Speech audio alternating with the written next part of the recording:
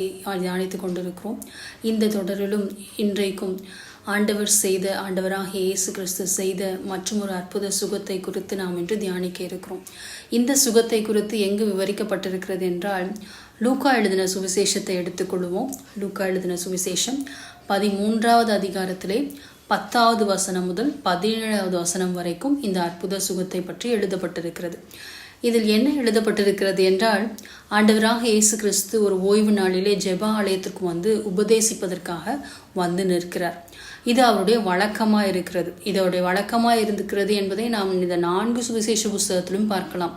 ஓய்வு நாட்களிலே ஆண்டவர் ஜெப ஆலயங்களில் சென்று உபதேசம் செய்ததை குறித்து நாம் வாசிக்கிறோம். அப்படியாக ஆண்டவர் ஒரு ஓய்வு நாளில் ஒரு ஜெப ஆலயத்திலே உபதேசித்து கொண்டிருக்கிற பொழுது அந்த கூட்டத்தில் இருந்த ஒரு ஸ்திரீயை ஆண்டவர் கண்ணோக்கினார். இந்த பெண்ணை ஆண்டவர் ஏன் கவனித்தார் அப்படின்னு நம்ம பார்த்தோம்னா, அந்த பெண்ணை பற்றி என்ன எழுதப்பட்டிருக்கிறது என்றால், அவள் எவ்வளவும் சற்றேனும் நிமிர முடியாத கூனியா இருந்தாள் அப்படின்ட்டு எழுதப்பட்டிருக்கிறது. அப்போ ஆண்டவர் என்ன பண்றார், அந்த பெண்ணை பார்த்து அவளை முன்னாடி வர சொல்லி அழைக்கிறார். அந்த பெண்ணும் எழுந்து முன்பாக வருகிறார்கள். அவர்கள் முன்பாக வந்து நின்றவுடன், அது ஓய்வு நாளாக இருக்கிறபடியினால் அந்த ஜெப ஆலய தலைவனும் சரி அந்த ஜனங்களும் சரி பார்த்து கொண்டிருக்கிறார்கள். ஆண்டவர் அற்புதம் செய்ய போகிறாரா, சுகம் கொடுக்க போகிறாரா என்று ஆவலோடு கூட பார்த்து கொண்டிருக்கிறார்கள். அப்பொழுது ஆண்டவராக இயேசு கிறிஸ்து என்ன செய்தார் தெரியுமா? அவர் அந்த மகளை அழைத்து அவர் என்ன சொல்லி சுகமாக்கினார் என்று சொன்னால், ஸ்திரீயே, உன் பலவீனத்தினின்று நீ விடுதலையாக்கப்பட்டாய் அப்படின்னு ஆண்டவர் சொல்றார். சொல்றது மாத்திரம் அல்ல, அநேக இடங்களில் நம்ம பார்க்குறோம் ஆண்டவர் தன்னுடைய வார்த்தையை மட்டும் சொல்லி சுகமாக்குறது. இந்த இடத்துல இன்னொரு விசேஷம் என்னன்னா, அந்த மகளை தொட்டு ஆண்டவர் சுகமாக்குகிறார்.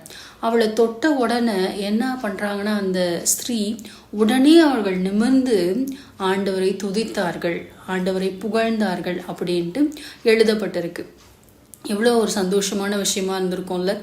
அநேகர் அந்த ஸ்திரீயை எத்தனையோ ஓய்வு நாட்களில் பார்த்துருப்பாங்க. இப்படி கூன் அடைஞ்ச ஒரு ஸ்திரீயை பார்த்துருப்பாங்க. கூன் அடையும் போது அவங்களுக்கு அது எவ்வளோ பெரிய பலவீனம், அது ஒரு அவமானம் கூட இல்லை, அது ஒரு நிந்தை மாதிரி. அந்த நிந்தையை சுமந்துட்டு அவங்க இவ்வளோ நாள் இருந்திருக்காங்க. அப்போ ஜனங்கள் எல்லாரும் சந்தோஷப்படுறாங்க. ஆனால் அந்த ஜெப ஆலய தலைவனுக்கு பயங்கர கோவம் வந்துடுச்சு. அவன் கோபப்பட்டு ஜனங்களை பார்த்து சொல்கிறான், அவன் ஆண்டவரை பார்த்து சொல்ல, அவன் ஜனங்களை பார்த்து சொல்கிறான், உங்களுக்கு தான் வாரத்தில் 6 நாள் இருக்கே, அந்த 6 நாள் நீங்கள் வந்து சுகமாக்கிக்கோங்க, ஏன் வந்து ஓய்வு நாளில் வந்து சுகமாக்கி கொள்றீங்கன்ட்டு. இதை படித்தப்ப எனக்கு ரொம்ப ஆச்சரியமாக இருந்தது. ஒரு பலவீனத்தில் இருக்கிறவங்க விடுதலையாக்கப்பட்டா, அவங்க சுகத்தை பெற்றுக்கொண்டா, இப்போ நம்ம சர்ச்லேயே நம்ம சபையிலே யாருக்காவது வந்து சுகம் கிடைக்குதுன்னு வச்சுக்கோங்க, நம்ம எவ்வளோ சந்தோஷப்படுவோம். ஆனால் இந்த ஜெப ஆலய தலைவனை பாருங்க, அவன் என்ன சொல்கிறான், நீங்கள் ஏன் ஓய்வு நாளில் வந்து சுகமாக்கிக்கிறீங்க, சுகத்தை வாங்கிக்கிறீங்க அப்படின்னு சொல்லிட்டு அவன் கடிந்து கொள்கிறான். அப்போ தான் ஆண்டவராக இயேசு கிறிஸ்து சொல்கிறாரு, மாயக்காரனே அப்படின்னு சொல்லிட்டு அவனை பார்த்து ஆண்டவர் திட்டுறாரு. மாயக்காரனே, உங்ககிட்ட ஏதாவது ஒரு எருதாவது ஒரு கழுதையாவது இருந்ததுன்னா அது ஓய்வு நாளில் நீங்கள் அவிழ்த்துட்டு போய் அதுக்கு தண்ணி காட்டுறது இல்லையா அப்படின்னு ஆண்டவர் கேட்குறார். ஏன் ஆண்டவர் இந்த உதாரணத்தை சொல்கிறாருன்னா, ஆண்டவர் எப்பொழுதுமே வந்து அந்த ஜனங்கள் வசிக்கிற அந்த சூழ்நிலை, அவங்களோட வாழ்வாதாரம், அதை வச்சு தான் ஆண்டவர் உவமைகளாகவே பேசுறது. இந்த இடத்துல இந்த உதாரணத்தை ஆண்டவர் ஏன் சொல்கிறாருன்னா, இப்போ நம்ம வீடுங்கள்லாம் பார்த்தீங்கன்னாக்கா எல்லார் வீட்லேயும் வந்து ஒரு 2 வீலர் இருக்கும். ஒரு ஹஸ்பண்ட் ஒரு 2 வீலர் வச்சுருப்பார், ஒரு ஒய்ஃப் இல்லைன்னா 2 வீலர் வச்சுருப்பாங்க, ஒன்றுக்கு 2 2 வீலர் இருக்கும் எல்லாருடைய வீட்லேயும். அந்த மாதிரி தான் அந்த காலத்தில் வந்து கழுதைகள் எல்லாருடைய வீட்டிலும் இருந்தது. சுமையை சுமந்துட்டு போகிறதுக்கும் சரி, மற்றபடி வந்து தூர தேசத்துக்கு அவங்க பிரயாணமாக போகும்பொழுது அவங்கள சுமந்துட்டு போகிறதுக்கும் இந்த கழுதை அவங்களுக்கு அவசியமாக இருந்தது. அப்போ எல்லாருடைய வீட்லேயும் காமனாக இருந்த ஒரு வாகனம் தான் வந்து கழுதை. அது மட்டும் இல்லை, எருதுகளும் அவங்க நிறைய வச்சுருந்துருக்காங்க, கால்நடைகள் நிறைய வச்சுருந்த ஜனங்க. அப்போ அவங்கள பார்த்து ஆண்டவர் கேட்குறாரு, உன் வீட்டில் இருக்கிற கழுதையும் எருதையும் நீ வந்து ஓய்வு நாள்ன்றதுனால பட்னி போட்டுருவியா என்ன? அதுங்களுக்கு தண்ணி காட்டுறதுக்காக அதுங்களாம் கட்டி தானே வச்சுருப்பாங்க, அந்த கட்டை அவிழ்த்து நீ அதுங்களுக்கு போய் தண்ணி காட்ட மாட்டியா? ஆபிரகாமுடைய குமாரத்தியாக இவளை பிசாசு எத்தனை வருஷமாக கட்டி வச்சுருக்கான்? 18 வருஷமாக கட்டி வச்சுருந்தவளை இன்னைக்கு நான் விடுதலையாக்க வேண்டாமா அப்படின்னு ஆண்டவர் கேட்குறார். இதை கேட்ட உடனே ஆண்டவருக்கு எதிராக பேசின அந்த ஜெப ஆலய தலைவனும் அவன் கூட இருந்தவங்களும் வெட்கினார்கள், அவர்கள் வெட்கப்பட்டு போனார்கள் அப்படின்ட்டு வேதம் சொல்லுகிறது. அப்போ இந்த இடத்துல நம்ம என்ன பார்க்குறோன்னா, ஆண்டவர் இந்த சுகத்தை கொடுத்தப்ப ஆண்டவருக்கு எதிராக பேசினவங்க வெட்கப்பட்டு போனாங்க. ஆனால் அந்த ஸ்திரீ, குணமாக்கப்பட்ட ஸ்திரீ நிமிர்ந்து நின்று ஆண்டவரை துதித்தாள். அது வரைக்கும் அவங்க கூனியாக இருந்ததுனால வானத்தை அண்ணாந்து பார்த்துருக்கவே முடியாது அவங்களால. அவங்க குனிஞ்சிட்டே தான் இருந்தாங்க. எவ்வளவும் நிமிர முடியாத கூனி அப்படின்னு எழுதியிருக்கு. எத்தனை வருஷமா? 18 வருஷமா இந்த பாடு. அப்போ எத்தனை நாள் அவங்க ஆண்டவருடைய ஜெபாலயத்தில் வந்து வேண்டுதல் செய்திருப்பாங்களோ நமக்கு தெரியாது. ஆண்டவர் அவங்கள தேடி அந்த ஜெபாலயத்திற்கு வந்தார். ஜெபாலயத்துக்கு வந்து அவர்களை நிமிர செய்தார். அவள் தலையை வந்து ஆண்டவர் நிமிர செய்தார்.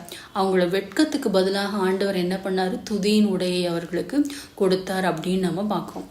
சரி, இந்த இடத்துல ஆண்டவர் தம்மை எப்படிப்பட்டவராய் வெளிப்படுத்தினார் அப்படின்ட்டு நம்ம பார்ப்போம். இதுக்கு நம்ம எங்கே போகலான்னா, லூக்கா 4வது அதிகாரத்தில் நீங்கள் திருப்பிக்கிட்டிங்கன்னா 16வது வசனத்துலேருந்து 21வது வசனத்தில் வரைக்கும் என்ன சொல்லப்பட்டிருக்குன்னா, அங்கே வந்து ஆண்டவராகிய இயேசு கிறிஸ்து தம்முடைய வழக்கத்தின்படியே ஓய்வு நாளில் ஜெபாலயத்துக்கு போகிறார். எந்த ஜெபாலயத்துக்கு போகிறார்னா, அவர் வளர்ந்த ஊராகிய நாசரேத்தில் இருக்கிற ஜெபாலயத்துக்கு போகிறார். கலிலேயா ஊரில் இருக்கிற நாசரேத் பட்டணத்தில் இருக்கிற ஜெபாலயத்துக்கு ஆண்டவர் போகிறார். அப்போ ஆண்டவர் வந்து வாசிக்கும்படி எழுந்து நின்றார் அப்படின்னு போட்டிருக்கு. அவர் எழுந்து நின்றப்ப அவர்கிட்ட ஏசாயா தீர்க்கதரிசனியோட புத்தகத்தை கொடுக்குறாங்க.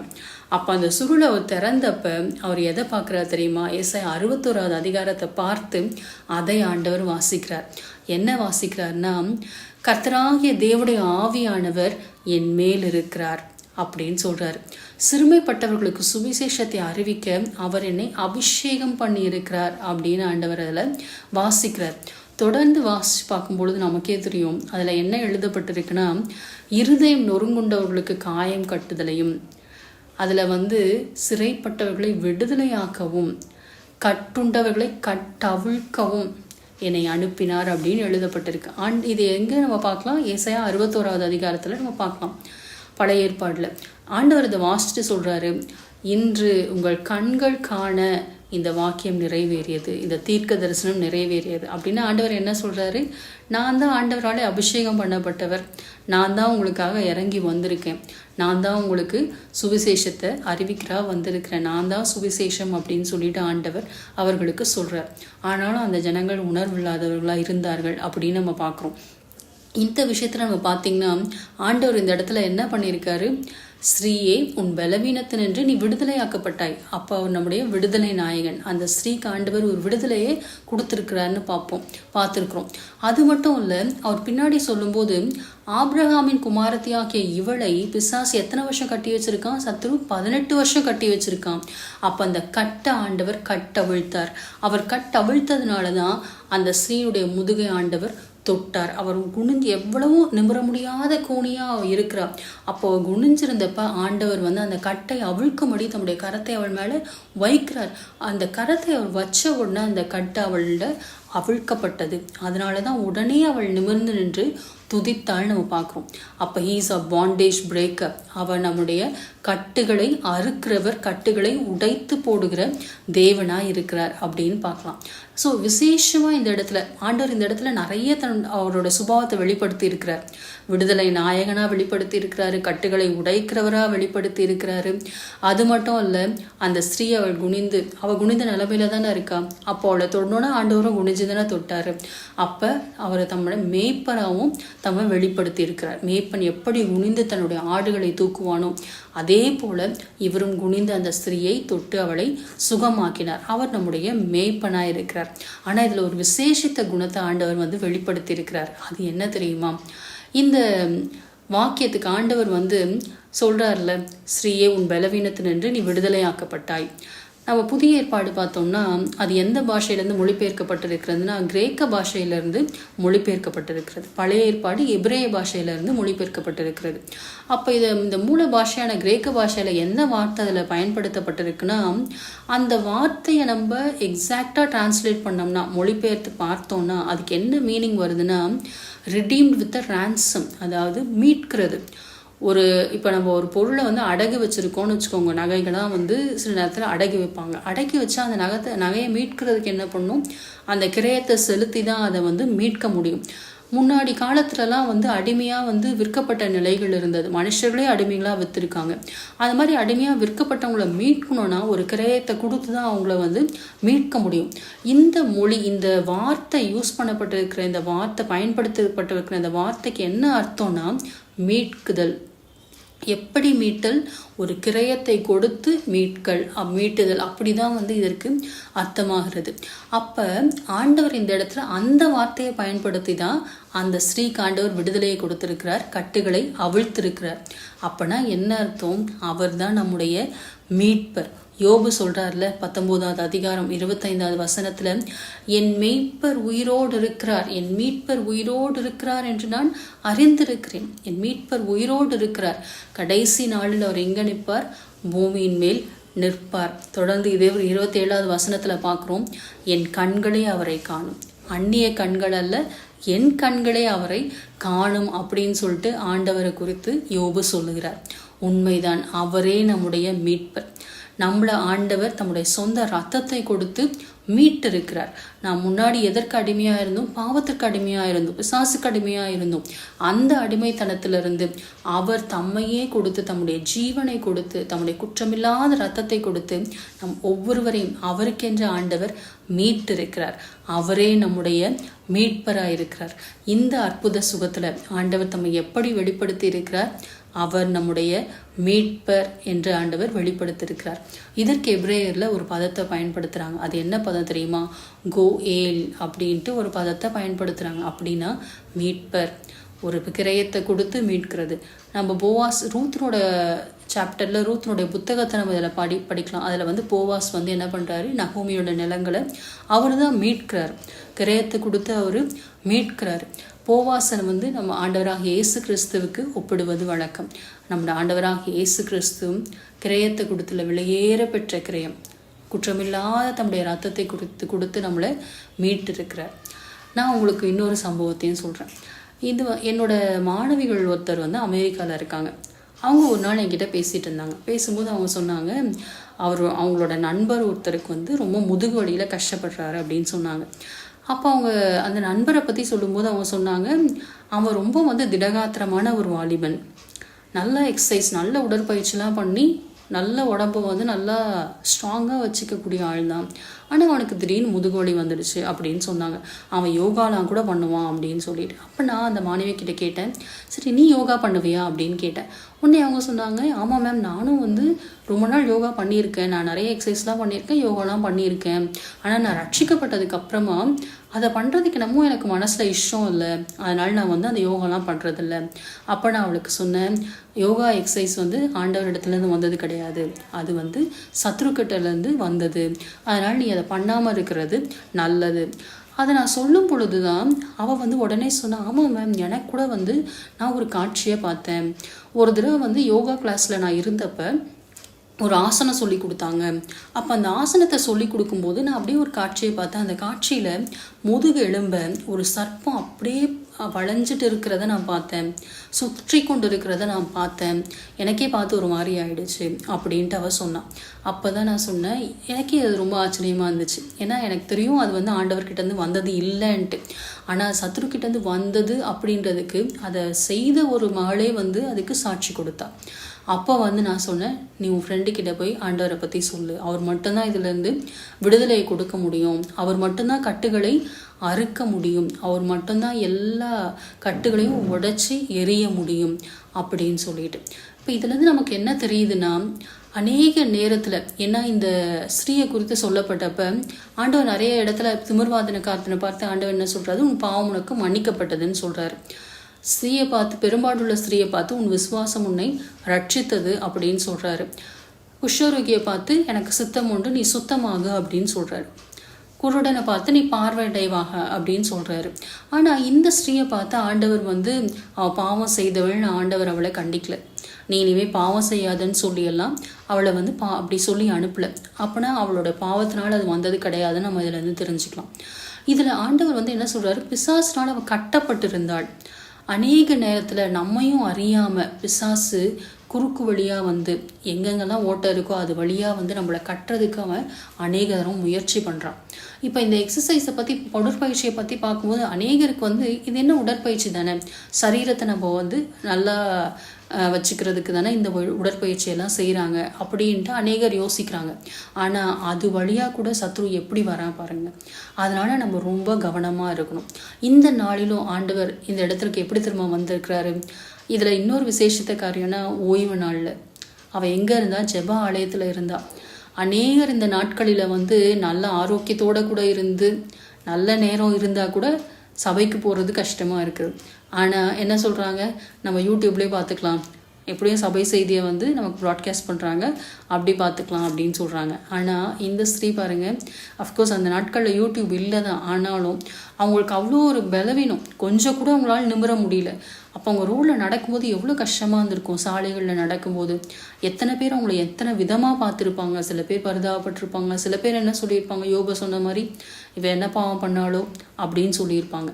ஏன்னா மருத்துவத்துறையில் என்ன சொல்லியிருக்குன்னா, முதுகெலும்பில் வர பிரச்சனையினால இந்த மாதிரி ஆகுதுன்னு சொல்லியிருக்காங்க. சில நேரத்தில் 20 வயதுலேருந்து 30 வயது வரைக்கும் இருக்கிற வாலிபர்களுக்கு கூட இது வருமா. அந்த நேரத்தில் எப்படி இது ஆரம்பிக்குமா, சாதா ஒரு முதுகு வலியாக, அந்த பேக் பெயின்னு சொல்கிறாங்களே, முதுகு வலியில் ஆரம்பித்து கொஞ்சம் குனிஞ்சா அந்த முதுகு வலியிலேருந்து கொஞ்சம் ரிலாக்ஸ் ஆகிற மாதிரி இருக்குமா. அப்படியே குனிஞ்சு குனிஞ்சு குனிஞ்சு நாளடைவில் அந்த முதுகு எலும்பு முற்றிலுமாக குனிந்து போகுது அப்படின்னு சொல்லிட்டு சொல்கிறாங்க. அப்போ இந்த ஸ்ரீக்கு ஒரு வேளை இவ இளம் ஸ்ரீயாக இருந்திருக்கலாம். அதனால தான் ஆண்டவர் சொல்கிறாரு, ஸ்ரீயேன்னு கூப்பிடுறாரு. அவள் கண்டிப்பாக ஒரு 20-30 வயசில் அவளுக்கு அந்த பிரச்சனை வந்திருந்தா அவளுக்கு இன்னும் ஒரு 38-48 வயசு தான் இருந்திருக்கும். அப்போ அந்த இளம் வயதில் அப்படி ஒரு வாதை வரும் பொழுது எவ்வளோ அவங்களுக்கு கஷ்டமாக இருந்திருக்கும். அவங்களால நிமிர்ந்து பார்த்துருக்கவே முடியாது, சாப்பிட்றது கஷ்டம், உட்கார்றது கஷ்டம், எல்லாமே அவங்களுக்கு ரொம்ப கஷ்டமாக இருந்திருக்கும். அப்போ அந்த நிலையில் ஆண்டவர் அவங்க என்ன பண்ணியிருக்காங்க, ஆண்டவரை தேடி அவங்க ஆலயத்துக்கு வராங்க. ஆண்டவர் அந்த விசுவாசத்தை கனப்படுத்துகிறார். அப்படி ஆண்டவரை நம்பி அவங்க இத்தனை வருஷமாக ஆலயத்துக்கு வந்திருக்காங்க. அப்போ அதை ஆண்டவர் கனப்படுத்தி அவங்களுக்கு ஒரு விடுதலையை அந்த ஆலயத்திலேயே ஆண்டவர் கொடுக்குறார். இன்றைக்கும் என்ன விதமான கட்டுகள் உங்கள் வாழ்க்கையில் இருந்தாலும் சரி, அது ஆவிக்குரிய கட்டுகளாக இருந்தாலும் சரி, மாம்சத்திற்குரிய கட்டுகளாக இருந்தாலும் சரி, ஆத்தும கட்டுகளாக இருந்தாலும் சரி, அநேகர் இன்னைக்கு அது ஃப்ரெண்ட்ஸ்குள்ளே இருக்கலாம், மற்ற ரிலேஷன்ஸ்குள்ளே இருக்கலாம். ஆத்தும கட்டு ஒருத்தர் விழுந்தா இன்னொருத்தரையும் கீழே விழ வைக்கும். ஆனால் ஆண்டவர் கூட நம்ம இருக்கும் பொழுது, அந்த ஆத்தும கட்டிலேருந்து விடுதலையாகி இருக்கும் பொழுது விழுந்தவங்கள நம்மளால் தூக்க முடியும். அதனால் இன்றைக்கு எப்படிப்பட்ட கட்டுகள் உங்கள் வாழ்க்கையில் இருந்தாலும் இன்னைக்கு ஆண்டவர் அந்த கட்டுகளை அவிழ்க்கிறதுக்காக வந்திருக்கிறார். அந்த கட்டுகளை உடைக்கிறதுக்காக ஆண்டவர் வந்திருக்கிறார். ஏனென்றால் அவரே நம்முடைய மீட்பர். அவர்தான் தம்மையே கொடுத்து நம்மளை மீட்டவராக இருக்கிறார். அவர் ஏற்கனவே கிரயத்தை செலுத்திட்டார். அதனால நாம் எந்த கிரயத்தையும் செலுத்த வேண்டிய அவசியம் இல்லை. அவர் ஏற்கனவே தம்முடைய குற்றமில்லாத ரத்தம், ஒவ்வொரு சொட்டு ரத்தத்தையும் நமக்காக சிந்தி இருக்கிறார். அதனால நாம் ரத்தம் சிந்த வேண்டிய அவசியம் இல்லை. அவர் தம்முடைய சரீரத்தை, தம்முடைய மாம்சத்தை நமக்காக பிட்க கொடுத்திருக்கிறார். ஆகவே நாம் நம்முடைய மாம்சம் சுகமாய் வாழ வேண்டும் என்பதற்காகவே ஆண்டவர் அவ்வளவு பாடுகளையும் சிலுவையிலே சகித்தார். இந்த நாளிலும் அந்த ஆண்டவராகி நம்முடைய இரட்சகரும் மீட்பருமான இயேசு கிறிஸ்து இந்த இடத்துல வந்திருக்கிறார். நாம் அவரை நோக்கி பார்ப்போமா? நன்றி இயேசு சுவாமி. தேவரே, நிற்கிருபையாய் தயவாய் கொடுத்திருக்கின்ற இந்த தகப்பனை கத்தாவே செய்தி வேலைக்காக நமக்கு நாங்கள் நன்றி செலுத்துகிறோம் சுவாமி. அப்பா, ராஜாதி ராஜாவே உம்மை நாங்கள் துதிக்கிறோம். அப்பா கர்த்தாதி கர்த்தாவே உம்மை நாங்கள் தகப்பனை ஸ்தோத்திரிக்கின்றோம் சுவாமி. நீரே எங்கள் மீட்பர் அப்பா, நீரே எங்கள் ரட்சகர் ராஜா. அப்பா உம்மை நாங்கள் ஸ்தோத்திரிக்கின்றோம் சுவாமி. இந்த வேளையிலோ ராஜா அப்பா தகப்பனை உம்முடைய ஜனங்களின் தகப்பனை வாழ்க்கையில் இருக்கின்ற எல்லா கட்டுகளையும் ராஜா நீர் உடைத்து போடுவீராக ராஜா, நீர் உடைத்து போடுவீராக ராஜா. எல்லா ஆத்தும கட்டுகளையும் நீர் உடைத்து போடுவீராக ராஜா. கெட்ட நண்பர்களோடு கூட இருக்கின்ற அந்த ஆத்தும கட்டுகளை நீர் உடைத்து போடுவீராக ராஜா. தேவையற்ற தகப்பனை மனிதர்களோடு கூட இருக்கின்ற அந்த ஆத்தும கட்டுகளை உடைத்து போடுவீர்களாக ராஜா. அப்பா தகப்பனை இவர்களோடு பேசாமல் இருக்க முடியாது, இவர்களோடு வாழாமல் இருக்க முடியாது என்ற தகப்பனை அந்த ஆத்தும கட்டுகளை தகப்பனை நீர் உடைத்து போடுவீராக ராஜா. அவர்கள் சொல்வதை செய்தே ஆக வேண்டும் என்ற ஆத்தும கட்டை தகப்பனை நீர் உடைத்து போடுவீராக ராஜா. இப்பொழுது ராஜா எங்கள் ஆத்தும நேசரே, இந்த ஆத்துமாக்களை நீர் மீட்டிடுவீராக ராஜா, நீர் மீட்பீராக சுவாமி. எங்கள் மீட்பரே, நீர் மீட்டுக் கொள்வீராக ராஜா. இவர்களுக்காக உடைய ரத்தத்தை நீர் சிந்திருக்கிறீரே ராஜா, இவர்களுக்காக நீர் சிலுவையில எல்லா பாடுகளையும் அனுபவித்திருக்கிறீரே ராஜா. இப்பொழுது உடைய கரம் இறங்கி வரட்டும் சுவாமி, உடைய வல்லமையான கரம் இறங்கி வரட்டும் சுவாமி. அன்று தகப்பனை கத்தாவே ராஜா, கூனியாய் இருந்த அந்த ஸ்திரீயை தகப்பனே உம்முடைய கரங்கள் தொட்டதே ராஜா, உடைய வார்த்தைகள் விடுவித்ததே சுவாமி. இப்பொழுது அதே போல ராஜா உடைய பிள்ளைகள் ஒவ்வொருவரையும் நீர் தொட்டு விடுவிப்பீராக ராஜா, நீர் தொட்டு அவர்களை குணமாக்குவீராக ராஜா. ஒருவேளை தகப்பனை உண்மையிலேயே தகப்பனை முதுகு எலும்பிலே தகப்பனை ஏதாவது பிரச்சனையோடு கூட அவர்கள் இருக்கலாம் சுவாமி. இப்பொழுது தகப்பனை அந்த தகப்பனை முதுகெலும்பின் வழிகளிலிருந்து நீ தகப்பனை விடுதலையை கொடுப்பீராக ராஜா. தகப்பனை strengthen their bones Lord, அவர்கள் எலும்புகளை தகப்பனை கத்தாவே நீர் தகப்பனை திடப்படுத்துங்க சுவாமி. முதுகெலும்பை நீர் பலப்படுத்துவீராக ராஜா. அப்பா தகப்பனை கத்தாவே அவர்கள் முழுமையான பலத்தோடு எழுந்து நிமிர்ந்து நிற்க நீர் கிருபை செய்வீராக. அப்பா இத்தனை நாள் அவர்கள் நிந்தையை சுமந்தது போதும் ராஜா, வெட்கத்தை சுமந்தது போதும் தகப்பனே. அப்பா அவர்கள் வெட்கத்துக்கு பதிலாக இரட்டிப்பான கணத்தை நீர் தருவீராக ராஜா. அவர்கள் நிமிர்ந்து நடக்க நீர் கிருபை செய்வீராக ராஜா. நிமிர்ந்து கம்பீரமாய் உடைய ராஜ்யத்திலே நடக்க நீர் கிருபை செய்வீராக ராஜா. அப்பா அவர்கள் தலை குனிந்து வாழ்ந்த நாட்கள் போதும் ராஜா, அவர்கள் தலையை நீர் நிமிர செய்வீராக ராஜா. நீர் எங்கள் தலையை நிமிர செய்கிற தேவன் அப்பா, நீரே எங்கள் கேடகம் அப்பா, நீரே எங்கள் ரட்சகர் சுவாமி. யோபு சொன்னதை போல நாங்கள் சொல்லுகிறோம் ராஜா, எங்கள் மீட்பர் உயிரோடு இருக்கிறார் என்று நாங்கள் அறிந்திருக்கிறோம் சுவாமி. எங்கள் மீட்பர் உயிரோடு இருக்கிறார் என்று நாங்கள் அறிந்திருக்கிறோம் ராஜா. எங்கள் கண்கள் உம்மை காணட்டும் சுவாமி, எங்கள் மீட்பரின் கண்களை காணட்டும் சுவாமி. நன்றி அப்பா, நன்றி இயேசு சுவாமி, நன்றி தகப்பனே. இப்பொழுதோ ராஜா யார் யாரெல்லாம் தகப்பனே வியாதியோடு பலவீனத்தோடு கூட தகப்பனே இந்த நிகழ்ச்சியை பார்த்து கொண்டிருக்கிறார்களோ அவர்கள் ஒவ்வொருவருக்கும் ராஜா உடைய தெய்வீக சுகத்தை நான் இயேசு கிறிஸ்துவின் நாமத்தினாலே கட்டளையிடுகிறேன் சுவாமி. அப்பா உடைய தெய்வீக சுகம் தகப்பனே, எந்த உறுப்புகளிலே எந்த பிரச்சனை இருந்தாலும் சுவாமி இப்பொழுது ராஜா உடைய பரிபூரண சுகம் அந்த இடத்திலே இறங்கட்டும் ராஜா, பரிபூரண சுகம் இறங்கட்டும் சுவாமி. உடைய பிள்ளைகள் தகப்பனை எழுந்து நிமிர்ந்து நிற்பார்களாக, கம்பீரமாய் நடப்பார்களாக. அவர்கள் கைகளிலே உடைய பலத்தை கட்டளையிடுங்க, கால்களிலே உடைய பலத்தை கட்டளையிடுங்க அப்பா தகப்பனை கத்தாவே. எலும்பில் எந்த பகுதியா இருந்தாலும் மூட்டுகளா இருந்தாலும் தகப்பனே புது மூட்டுகளை தாங்க ராஜா. டாக்டர்கள் ஒருவேளை தகப்பனே இந்த மூட்டு தேய்ந்து போயிருக்கிறது என்று சொல்லலாம் சுவாமி. இப்பொழுது ராஜா நீர் ஒரு புது மூட்டை தருவீராக ராஜா. கழுகை போல பலன் கொண்டு எழும்பும்படி செய்யுங்க சுவாமி.